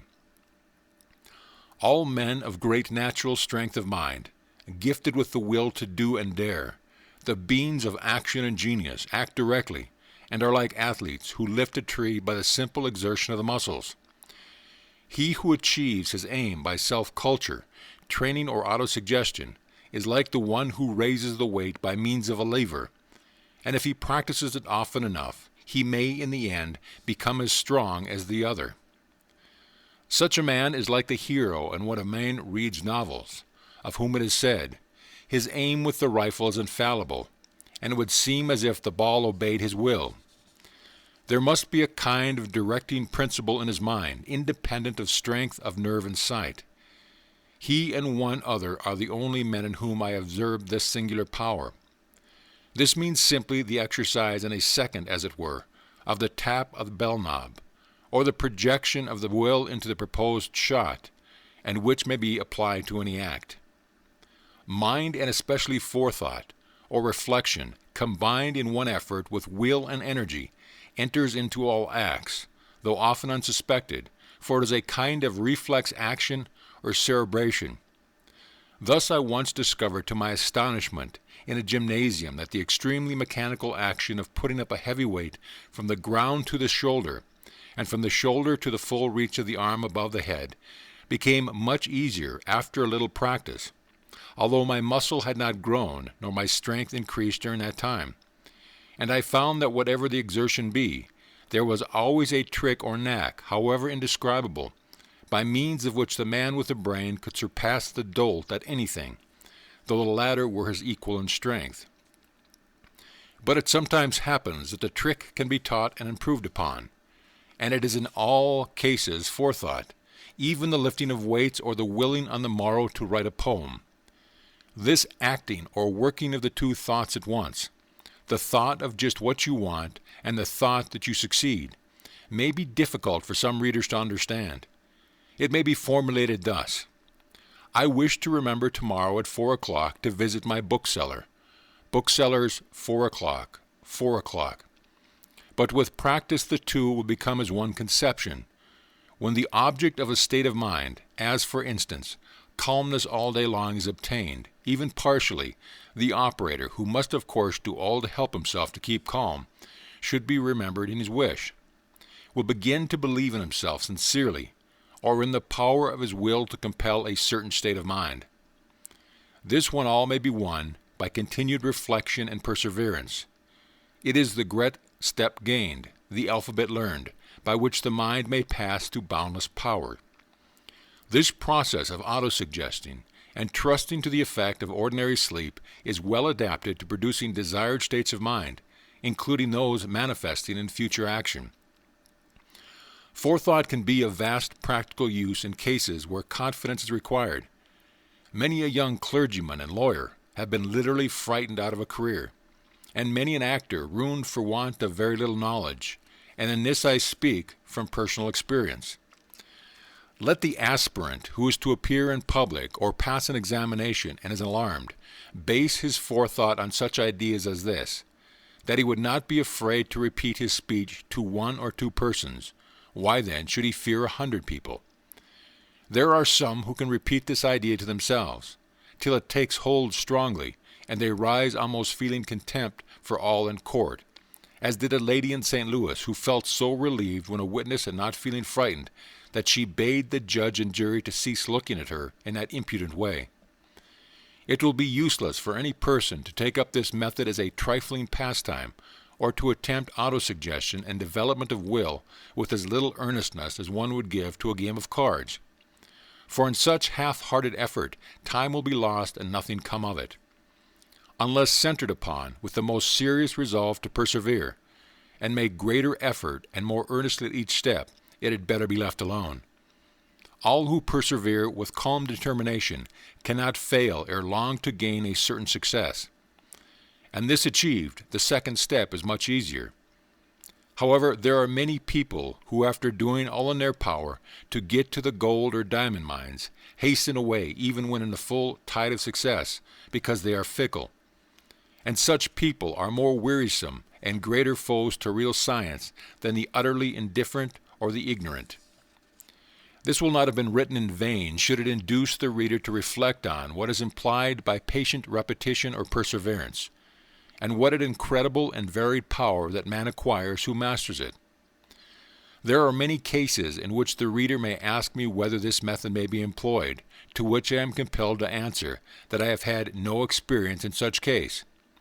But I may add, in such cases, that as regards the method, I am like the Scotch clergyman, who, being asked by a wealthy man if he thought the gift of £1,000 to the kirk would save the donor's soul, replied, "I am not prepared to precisely answer that question, but I would not warmly advise you to try it." End of chapter. Lesson 9. The Leland Method. Mr. Leland, whose remarks on forethought we gave you in the preceding lesson, paid much attention to a method of using the inner consciousness, which is generally known as the Leland Method.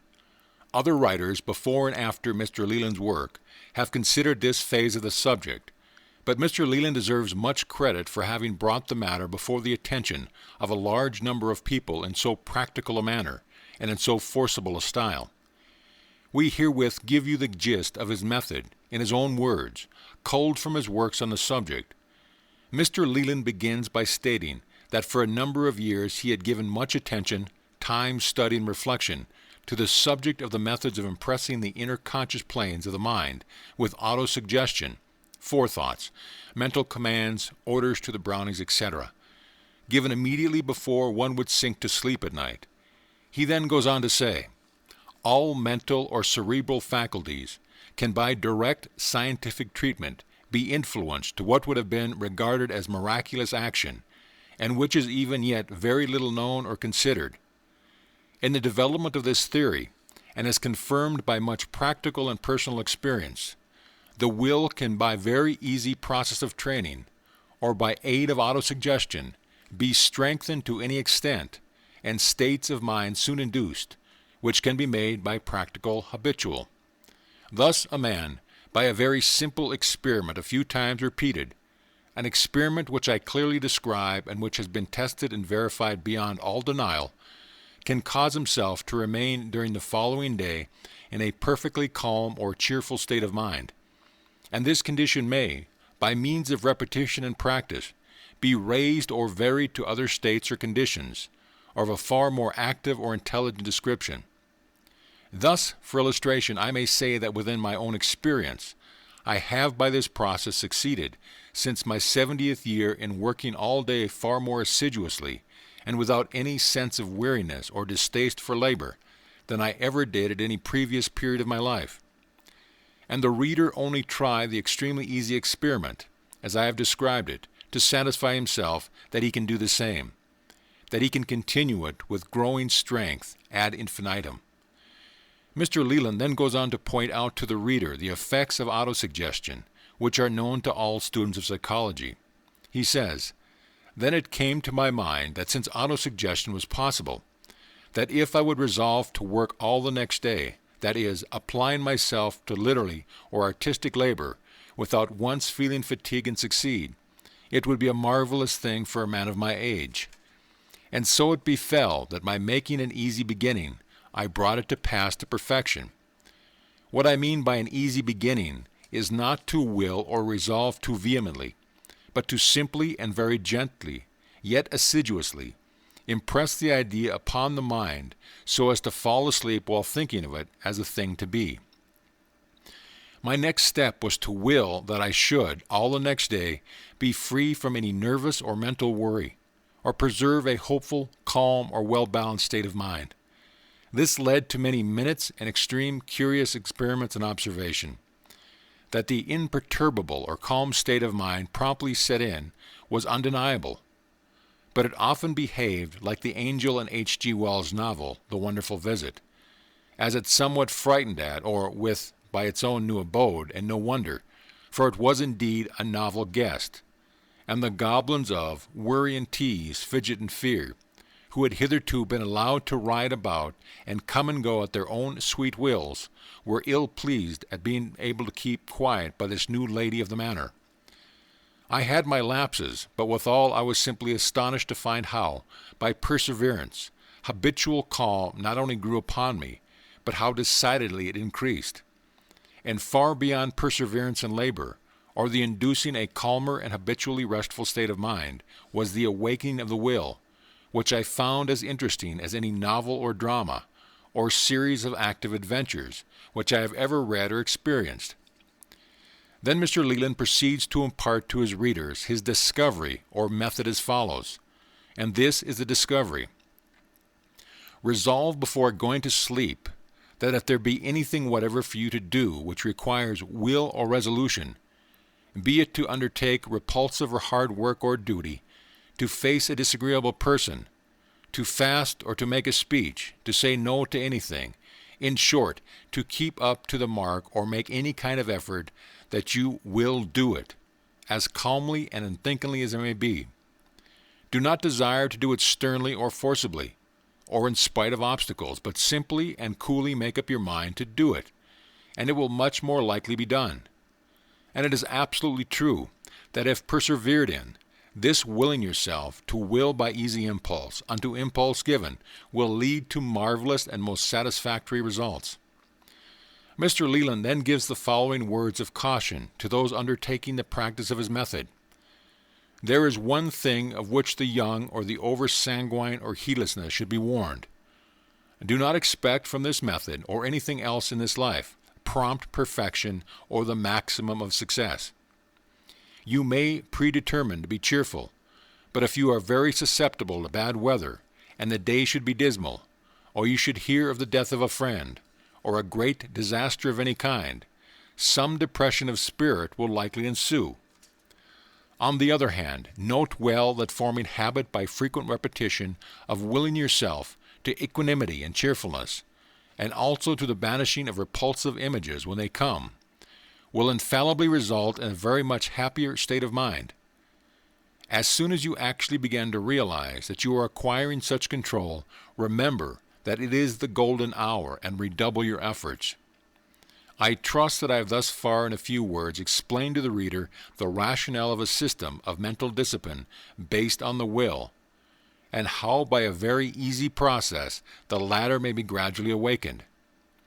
Everyone would like to have a strong, vigorous will, and there is a library of books or sermons in some form exhorting the weak to awaken and fortify their wills or characters, but all represented as hard and vigorous process, akin to storm and stress, battle and victory, and none really tell how to go about it. I have indeed only indicated that it is by autosuggestion that the first steps are taken. If we will that a certain idea shall recur to us on the following or any other day, and if we bring the mind to bear upon it just before falling asleep, it may be forgotten when we awake, but it will recur to us when the time comes. That is what almost everybody has proved, that if we resolve to awake at a certain hour, we generally do so, if not the first time, after a few experiments, apropos of which I would remark that no one should expect full success from any first experiment. Just by the same process as that which enables us to awake at a given hour, and simply by substituting other ideas for that of time, we can acquire the ability to bring upon ourselves predetermined or desired states of mind. This is autosuggestion, or deferred determination, be it with or without sleep. It becomes more certain in its results with every new experiment or trial. The great factor in the whole is perseverance of repetition. By faith we can remove mountains. By perseverance we can carry them away. and the two amount to precisely the same thing. And here be it noted what I believe no writer has ever before observed, that as perseverance depends upon renewed forethought and reflection, so by continued practice and thought in autosuggestion, the one practicing begins to find before long that his conscious will is acting more vigorously in his waking hours, and that he can dispense with the sleeping process. For in fact, when we once find that our will is really beginning to obey us and inspire courage and indifference where we were once timid, there is no end to the confidence and power which may ensue. Now this is absolutely true. A man may will certain things ere he fall asleep. This willing should not be intense, as the old magnetizers taught. It ought rather to be like a quiet, firm desire or familiarization with what we want, often gently repeated until we fall asleep in it. So the seeker wills or wishes that he shall, during all the next day, feel strong and vigorous, hopeful, energetic, cheerful, bold, or calm, as he may desire. And the result will be obtained just in proportion to the degree in which the command or desire has impressed the subconscious mind or sunk into it. But as I have said, do not expect that all of this will result from the first trial. It may even be those who succeed very promptly will be more likely to give out in the end than those who work up from small beginnings. The first step may very well be that of merely selecting some particular object, and calmly and gently, yet determinedly directing the mind to it, to be recalled at a certain hour. Repeat the experiment. If successful, add to it something else. Violent effort is unadvisable, yet mere repetition without thought is time lost. Think, while willing, what it is that you really do want, and above all, if you can, think with a certainty and feeling that the idea will surely recur to you. To recapitulate and make all clear, we will suppose that the reader desires during the following day to be in a calm, self-possessed, or peaceful state of mind. Therefore, at night, after retiring, let him first completely consider what he wants and means to acquire. This is the forethought, and it should be as thorough as possible. Having done this, will or declare that what you want shall come to pass on waking, and repeating this and thinking on it, fall asleep. This is all. Do not wish for two things at once, or not until your mind shall have become familiar with the process. As you feel your powers strengthen with success, you may will yourself to do whatever you desire. It may have struck the reader as an almost awful or at least a very wonderful idea that man has within himself, if he did but know it, tremendous powers or transcendental faculties of which he has really never had any conception.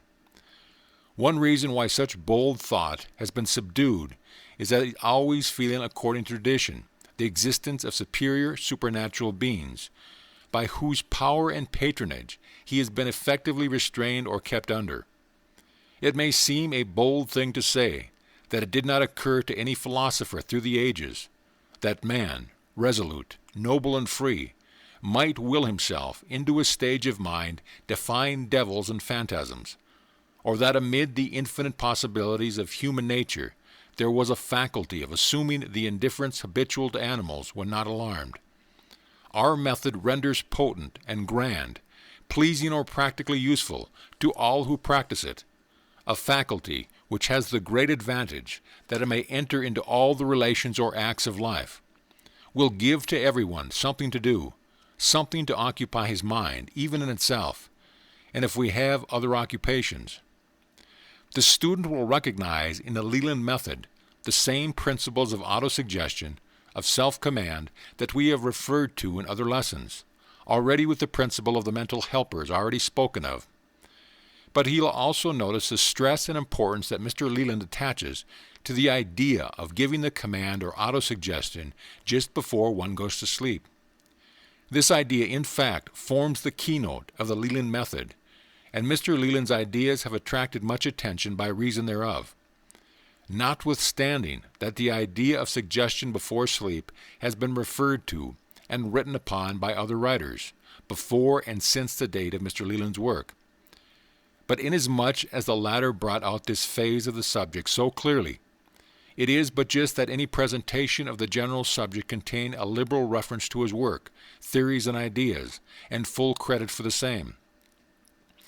There is a good psychological reason underlying the fact that mental commands given to one's own mind just before sleep should prove so effective. The reason lies in the fact that sleep is a state induced by nature, not only for the purpose of resting the physical body and enabling the reparative and recuperative process to work to their best advantage. Important as this is work, there is still another purpose behind the phenomena of sleep. During sleep, there is a mental work going on, as well as the physical. The teeny worker of the mind, to follow the figurative illustrations already used by us, the brownies of the mind do much of their work during the time of sleep. The period of sleep is the time of great doings, on some of the planes of the inner consciousness. Then is to be found the performance of the works of mental assimilation, analysis, collation, combining, adjusting, storing away, arranging, etc., of the material gathered by the outer consciousness, through its sense organs and reasoning faculties during the waking hours just past. The workers of the mind gather up the material roughly stored at the end of the day, and store it away systematically, each impression according to its kind, and according to the law of association, so that when one starts on a certain subject, he will find arranged in order all that he knows concerning that subject.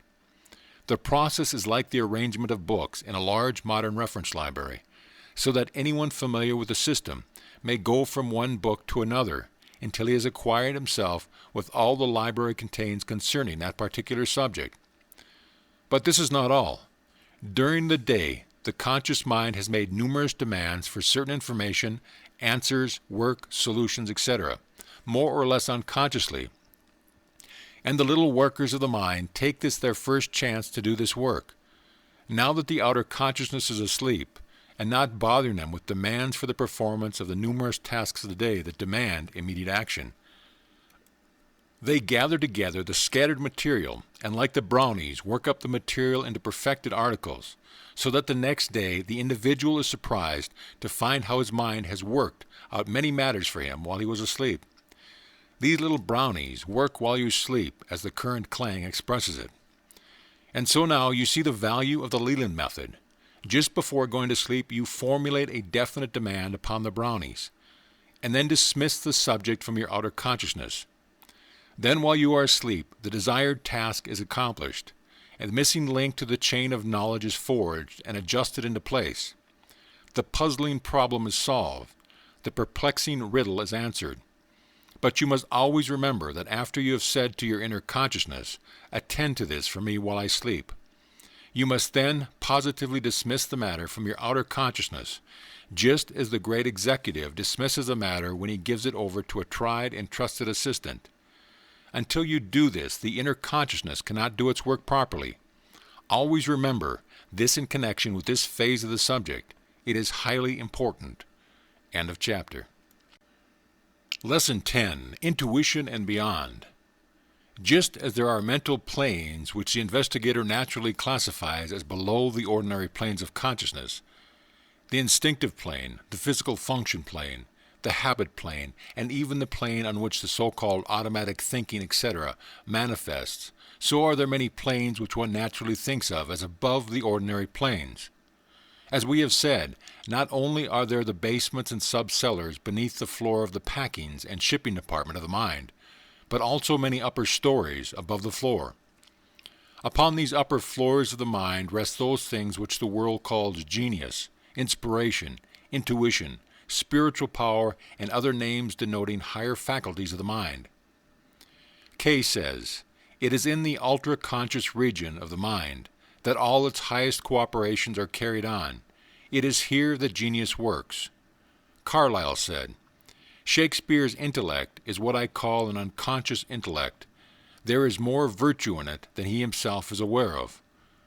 The latest generations of men will find new meanings in Shakespeare, new elucidations of their human being. Goethe said, "I prefer that the principle from which and through which I work shall be hidden from me." Ferrier said, The sublimest works of intelligence are quite possible, and may be easily conceived to be executed without any consciousness of them on the part of the apparent and immediate agent. Holmes says, "The creating and informing spirit which is within us, and not of us, is recognized everywhere in real life. It comes to us as a voice that will be heard. It tells us what we must believe. It frames our sentences, and we wonder at this visitor, who chooses our brain as his dwelling place." Schofield says, "The supra-conscious mind lies at the other end. All these regions of higher soul and spirit life, of which we are only at times vaguely conscious, but which always exist, and link us on to eternal verities. On the one side, as surely as the subconscious mind links us to the body, and on the other." Schofield also says, "The mind indeed reaches all the way, and while on the one hand it is inspired by the Almighty, on the other hand it energizes the body, all whose purpose life it originates. We may call the supraconscious mind the sphere of the body life, the subconscious mind the sphere of the body life, and the conscious mind the middle region where both meet." Schofield also said, "The Spirit of God is said to dwell in believers, and yet, as we have seen, His presence is not the subject of direct consciousness. We would include, therefore, in the supraconscious all such spiritual ideas, together with conscious, the voice of God, as Max Muller calls it, which is surely a half-conscious faculty. Moreover, the supraconsciousness, like the subconsciousness, is, as we have said, best apprehended when the conscious mind is not active. Visions, meditations, prayers, and even dreams have been undoubtedly occasions of spiritual revelations, and many instances may be adduced as illustrations of the working of the Spirit, apart from the action of reason or mind. The truth apparently is that the mind as a whole is an unconscious state, by that its middle registers, excluding the highest spiritual and the lowest physical manifestations, are fitfully illuminated in various degrees by consciousness, and that it is to this eliminated part of the dial of the word mind, which rightly apparitions to the whole, has been limited. And as Emerson has said, "Trust the instinct to the end. Though you can render no reason, it shall ripen into truth, and you shall know why you believe." In the region of the higher planes of the inner consciousness are to be found what wonderful aspects or phases of mind which we call intuition, which Webster defines as direct apprehension or cognition, immediate knowledge, as in perception, or consciousness involving no reasoning process. Intuition is a most difficult thing to describe, but yet nearly everyone understands just what is meant by the term. It is a higher form of that which we know as instinct, the difference being chiefly that instinct belongs to the phenomena of the below conscious planes, and has to do chiefly with that which concerns the physical body and well-being, while intuition belongs to the above conscious planes, and has to do with the higher part of the nature of the individual. Instinct sends its message up to the intellect, while intuition sends its message down to the intellect. Many of the highest forms of pleasurable things come from the region of intuition. Art, music, poetry, the love of the beautiful and the good, the higher forms of love, intuitive perception of truth, all these come from above, from the region of intuition. Genius also comes from that enchanted region. All great writers, poets, painters, musicians, actors, and artists of all kinds and modes of expression have received their inspiration from these higher regions of the mind. All great artists, working through the various mediums of expression noted above, have felt that their best work was rather the result of the labor of some higher power, rather than of their own everyday self. The testimony on this point is overwhelming, and strange to say, the work that impresses itself most strongly upon the public is just this kind of work which left upon the mind of the worker the impression that it came from above, was the result of inspiration. The Greeks, recognizing the wonderful phenomena emanating from this part of the mind, were wont to call it for work of the daemon, or spirit, which friendly to the artist would attach itself to him and inspire his work. Plutarch wrote that Timarchus saw in a vision the spirits which were partly attached to human bodies, and partly over and above them, shining luminously over their heads. In the vision he was informed by the oracle that the part of the spirit which was immersed in the body was called the soul, while the outer or unimmersed portion was called the daemon, or spirit. The oracle also stated that every man had his daemon, whom he was bound to obey. Those who implicitly follow the guidance are the prophetic souls, the favorites of the gods. This idea of the daemon was a favorite one with Socrates, and even Goethe was evidently impressed with the idea, for he speaks of the daemon as a power higher than the will, and which inspired certain natures with miraculous energy. Of course, these ideas were merely the attempts of the thinkers of those days attempting to account for and explain the phenomena which was apparent to all. There is no necessity for postulating the existence of these daemons or spirit to account for the phenomena of intuition and genius. The daemon is merely the operation of the mind of each of us on its higher plane. We have it all within us, that something within which seems almost like a protecting and guiding entity. In this connection we quote the following from a well-known work. The advanced occultist knows that in the higher regions of the mind are locked up intuitive perception of all truth, and that he who can gain access to these regions will know everything intuitively, and as a matter of clear sight, without reasoning or explanation. The race has not as yet reached the heights of intuition. It is just beginning to climb the foothills, but it is moving in the right direction. It will be well for us if we will open ourselves to the higher inner guidance and be willing to be led by the Spirit. This is a far different thing from being led by an outside intelligence, which may or may not be qualified to lead. But the Spirit within each of us has our interest at heart, and is desirous of our own best good, and is not only ready but willing to take us by the hand and lead us on. The higher self is doing the best it can for our development and welfare, but is hampered by its confining sheath. And alas, many of us glory in these sheaths and consider them the highest part of ourselves. Do not be afraid to let the light of that Spirit pierce through these confining sheaths and dissolve them. The intuition, however, is not the Spirit, but is one of its channels of communication to us. There are other and still higher planes of mind, but the intuition is the one next above the intellect in the line of unfoldment, and we should open ourselves to its influence and welcome its gradual unfoldment and manifestation within ourselves. There are indeed planes of the inner consciousness above that which we know as intuition, but the consideration of these would take us beyond the scope of this little work and onto the great field of what has been called spiritual consciousness, and which is as yet practically undeveloped in the majority of the race. In this great field is also included that plane of consciousness which has been called cosmic consciousness, in which certain highly developed individuals have been able to penetrate, and thus realize an actual consciousness, that oneness of life and the unity in the universe.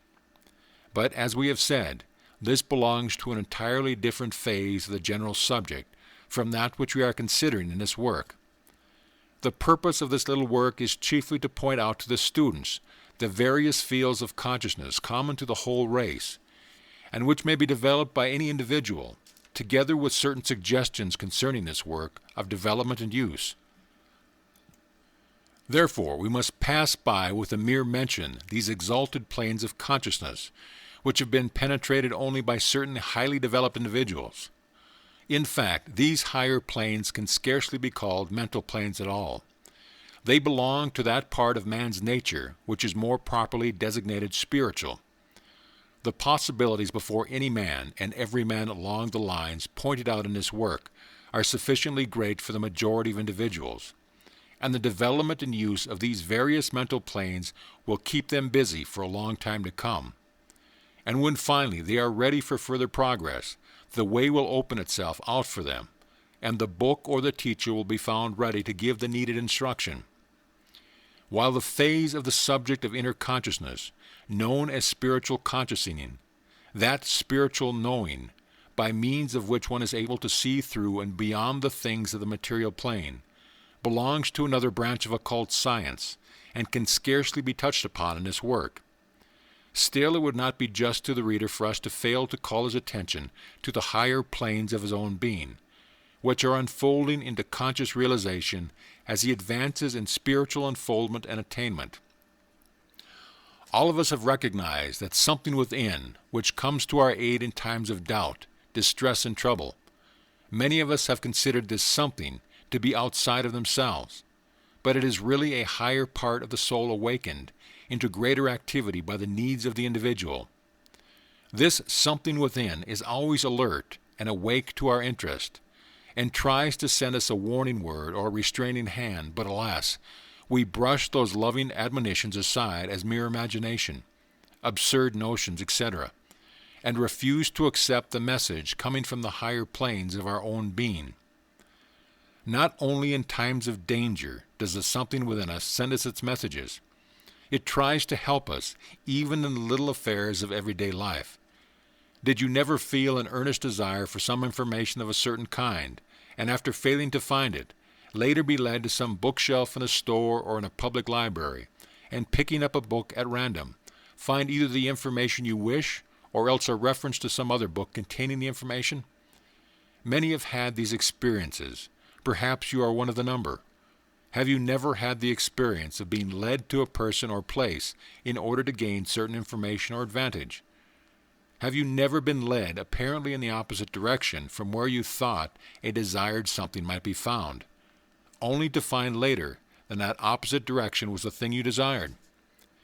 Have you never been conscious of the little mental nudges in this direction, or the little restraining pullback drawing you away from certain things, afterwards to find the suggestion of the something within had actually been right, whether you followed it or not? These things are not mere imaginings, but are the manifestations of that something which is the higher part of ourselves, always striving and trying to guide us aright. The old tales about conscious were founded on true scientific facts. Each of us has what folks have called a conscience, trying to steer the way true for each of us. This conscience, or something within, is not the goofy-goody thing that has been taught, but instead is a watchful something, knowing better and seeing farther than we can in our outer consciousness, and endeavoring to steer us right. Do not reject these things as played-out relics of outgrown creeds, but recognize them for what they are. Learn to recognize the pressure of the unseen hand.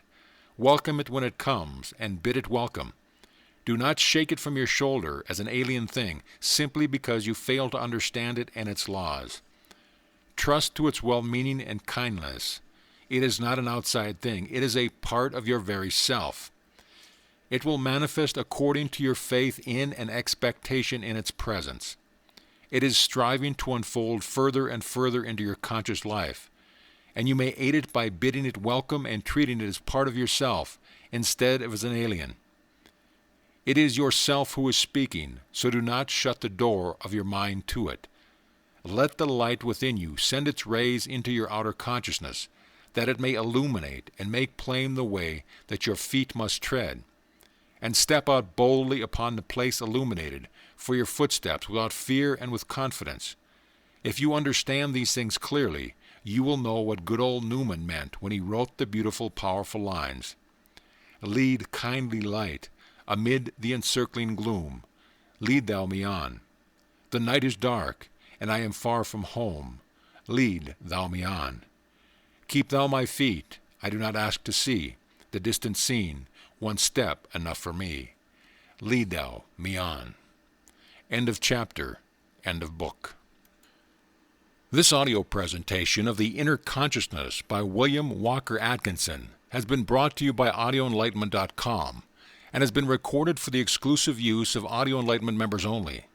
If you have received this audio from any website other than our own, please visit our website and let us know at your convenience.